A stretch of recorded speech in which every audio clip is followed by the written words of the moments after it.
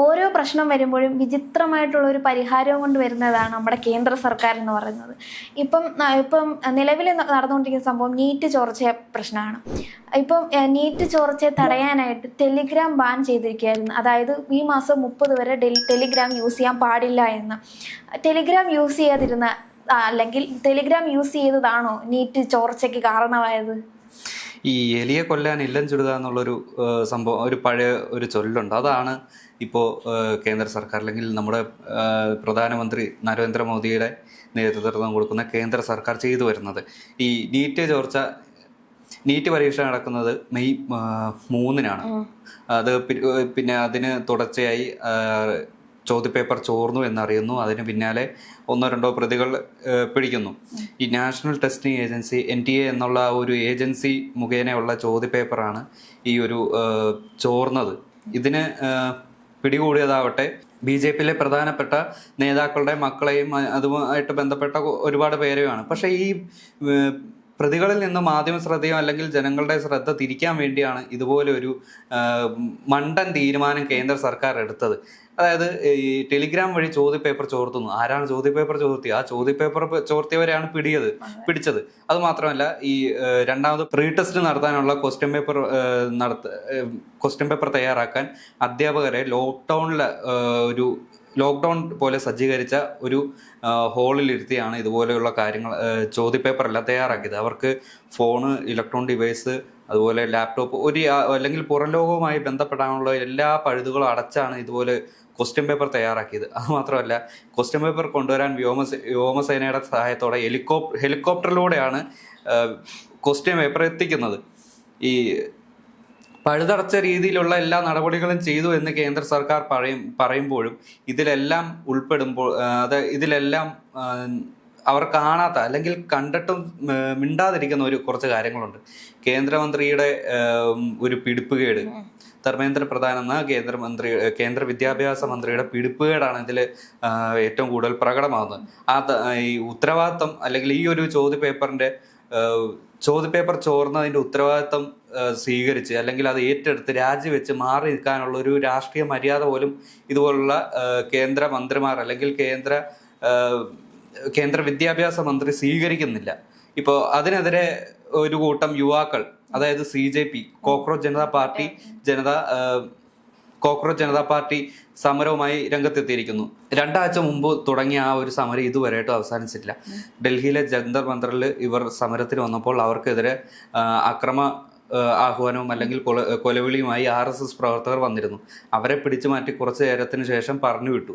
അല്ലെങ്കിൽ അവർക്കെതിരെ അറസ്റ്റോ അതുപോലുള്ള നടപടികളോ കാര്യങ്ങളോ ഒന്നും സ്വീകരിക്കാതെ അവരെ സംരക്ഷിച്ചെടുക്കുകയാണ് അന്നത്തെ ഡൽഹി പോലീസ് അവിടെ ചെയ്തു വെച്ചത്.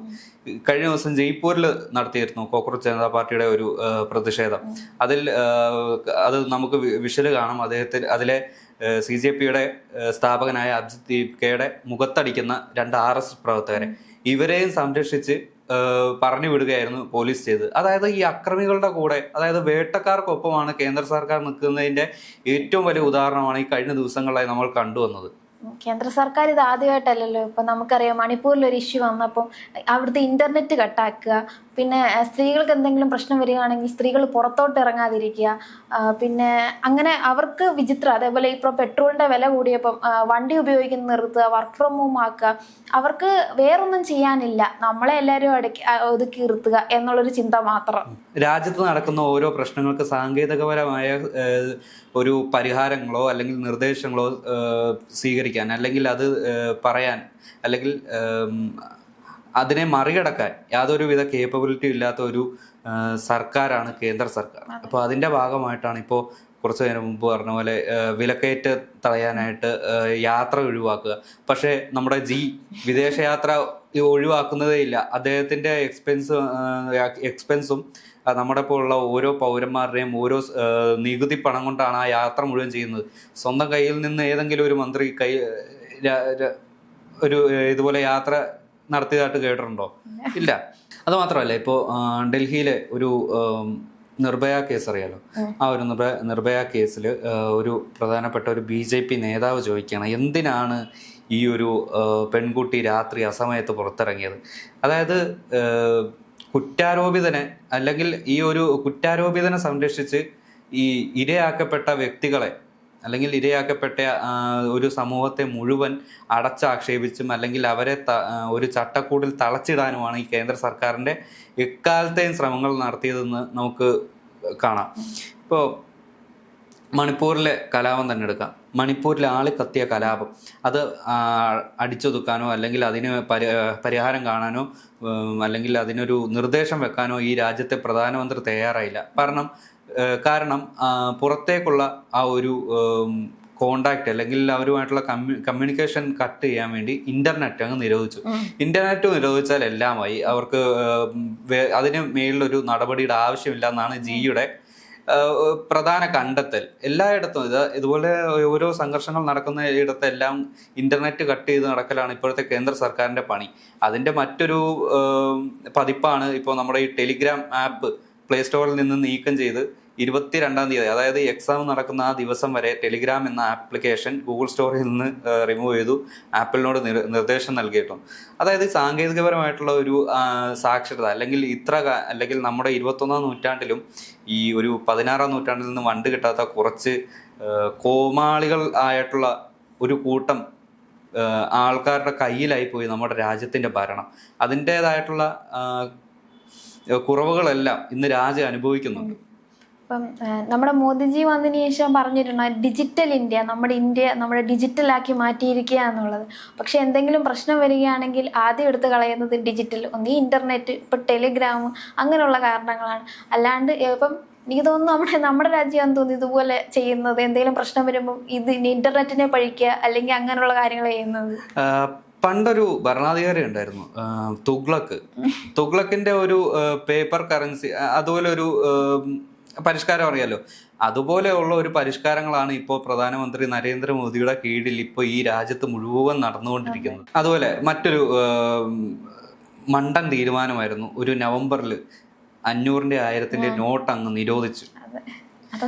അതെ, അതൊരു തുടക്കം മാത്രമായിരുന്നു. ശരിക്കും പറഞ്ഞാൽ അതൊരു മണ്ടൻ തീരുമാനത്തിന്റെ ഏറ്റവും വലിയൊരു തുടക്കം അല്ലെങ്കിൽ ഏറ്റവും വലിയ ഒരു ഉദാഹരണമായിരുന്നു ആ ഒരു നോട്ട് നിരോധനം.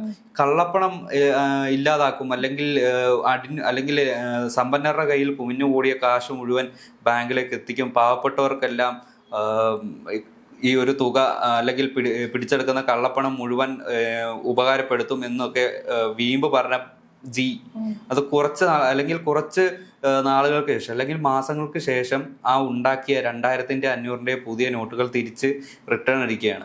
ഇപ്പൊ എവിടെയെങ്കിലും കാണാൻ കഴിയുമ്പോൾ ഇപ്പൊ 2000-ന്റെ നോട്ട്, അത് ചിപ്പ് പിടിപ്പിച്ച നോട്ട്, അതായത് ഏത് ഭൂഗർഭ അറയിൽ കൊണ്ടുപോയി ഒളിപ്പിച്ചാൽ ഈ 2000-ന്റെ നോട്ട് തൂക്കാൻ പറ്റുമെന്നാണ് ഈ അവകാശപ്പെട്ടിരുന്നത്.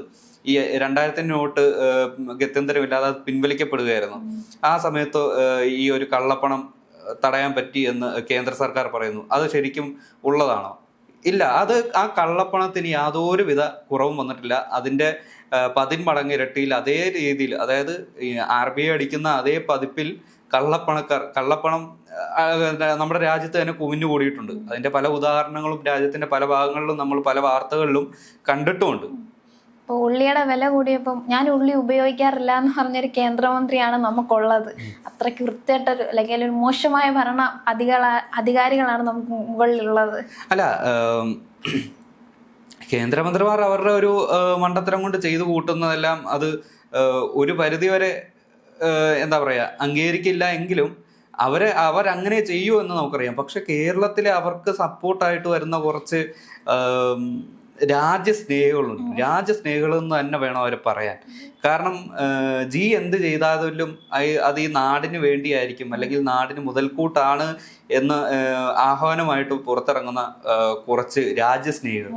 ഇപ്പോൾ അത് തെറ്റാണെന്ന് പറഞ്ഞാൽ അത് ആ തെറ്റെന്ന് പറയുന്ന രാജ്യദ്രോഹിയോ അല്ലെങ്കിൽ അവൻ പാകിസ്ഥാനിലേക്ക് പോകണം, അവൻ പാകിസ്ഥാൻ ചാരനാണ് എന്ന രീതിയിൽ ഒരു കൂട്ടം ന്യൂനപക്ഷങ്ങളെ അടിച്ചമർത്താനും അല്ലെങ്കിൽ വിമർശിക്കുന്നതിന്റെ വായടപ്പിക്കാനും മാത്രമേ ഇക്കൂട്ടർ ശ്രമിച്ചിട്ടുള്ളൂ.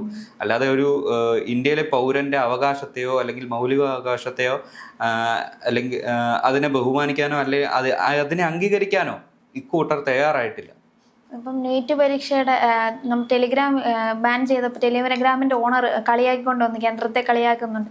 ശരിക്കും തലവേദന എടുക്കുമ്പോൾ തല വെട്ടിക്കളയുക എന്നുള്ളൊരു രീതിയായി പോയി ഇപ്പോൾ അല്ലേ? അതായത് തലയിൽ ലോറി കയറി മരിച്ചവന് വിക്സ് മണപ്പിക്കാൻ കൊടുത്തെന്ന് പറഞ്ഞില്ലേ, അതാണ് എനിക്ക് ഓർമ്മ വന്നത്. അതായത് ഇപ്പൊ നമ്മുടെ രാജ്യത്ത് മറ്റേ ചൈനീസ് ആപ്പുകൾ നിരോധിച്ചു. എന്താണ് ചൈനയ്ക്കെതിരെ തിരിച്ചടി.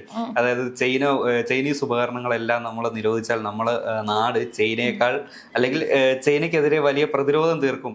പക്ഷെ അവരുമായിട്ടുള്ള ഒരു എന്താ പറയുക, ഓപ്പൺ ആയിട്ടുള്ള ഒരു ചർച്ചയ്ക്കോ അല്ലെങ്കിൽ അതിനെക്കുറിച്ചുള്ള പരിഹാരത്തിനോ ഒന്നിനും ജിക്ക് സമയമില്ല. കാരണം ജിക്ക് അതിനുള്ള ബോധമില്ല എന്ന് വേണം പറയാൻ.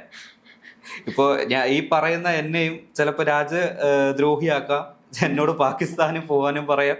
അതൊക്കെ അതുപോലുള്ള കമന്റുകളായിരിക്കും നമുക്ക് താഴെ കാണാൻ പറ്റുന്നത്. പക്ഷെ അരിയാഹാരം തിന്നുന്ന ഏതൊരാൾക്കും മനസ്സിലാവും ജിയുടെ മണ്ടത്തരങ്ങളെല്ലാം നമ്മുടെ നാടിനെ ഏറ്റവും കൂടുതൽ പിന്നോട്ടടിക്കും. അത് വികസനത്തിന്റെ കാര്യത്തിലായാലും സംസ്കാരത്തിന്റെ കാര്യത്തിലായാലും മറ്റേതിന്റെ കാര്യത്തിലായാലും. BJP നേതാക്കൾ മാത്രമേ ആ സപ്പോർട്ട് ചെയ്ത് വരത്തുള്ളൂ. എത്ര തെറ്റ് കണ്ടാലും ഇവർ അത് കാണുന്നില്ല, കണ്ണിലെന്തോ മറച്ചു വെച്ചേക്കുന്ന പോലെ. മറ്റു പാർട്ടിക്കാരെന്തെങ്കിലും ചെയ്താലേ എതിർക്കാനുള്ള ഒരു ഇതേ ഉള്ളൂ, സ്വന്തം പാർട്ടിയിൽ എന്ത് ചെയ്താലും കുഴപ്പമില്ല എന്നുള്ള രീതി.